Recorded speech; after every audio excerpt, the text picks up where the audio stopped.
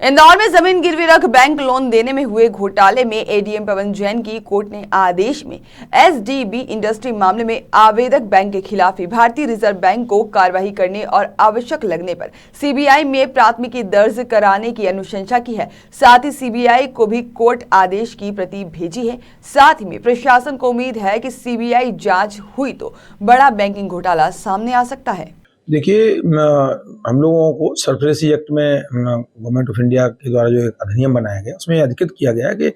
ऐसे केसेस जो जिनका केस एनपीए हो जाते हैं और बैंक उन केसेस को कलेक्टर और अपर कलेक्टर न्यायालयों में वसूली के लिए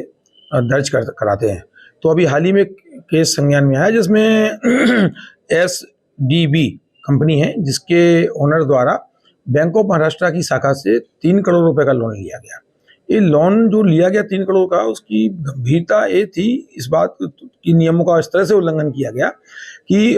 गोकन्या ग्राम महू तहसील का है जिसमें रिमोट एरिया में उनकी जमीन 3 हेक्टेयर है, उसको डाइवर्ट करा करके और उस जमीन के ऊपर 3 करोड़ रुपए का लोन लिया गया। ना तो लोन देने वालों ने ये देखा कि जमीन का वैल्यूएशन वहाँ इतना है कि नहीं, क्योंकि जमीन जब डाइवर्ट हो जाती है तो डाइवर्टेड जमीन की वैल्यूएशन और एग्रीकल्चर जमीन का वैल्यूएशन लगभग 5 to 10 टाइम्स उसमें डिपेंड ऑन लोकेशन चेंज हो जाता है। तो इस तरह की केसेस में तय था डे वन से कि इस केस को तो एनपीए होना ही है। बट उसके बाद जब ये आया संज्ञान में तो इसके विरुद्ध हमने संबंधित बैंक मैनेजर के विरुद्ध और संबंधित एक टीम जो काम करती है लोन दिलाने का, डीएसए बोलते हैं, कई जगह उसके एजेंट्स होते हैं जो इस तरह के लोगों को लोन दिलाने का काम करते हैं, उनके विरुद्ध कार्रवाई के लिए आरबीआई के से भी अनुरोध किया है और एक हमारी जो इन्वेस्टिगेशन एजेंसी है उसको भी लिखा है। तो इस तरह की कार्रवाइयाँ हैं और कोशिश ये है कि एक साफ सुथरा बैंकिंग सिस्टम काम करे। सर, क्या लगता है आपको कि इनमें बैंक अधिकारी और जो लोन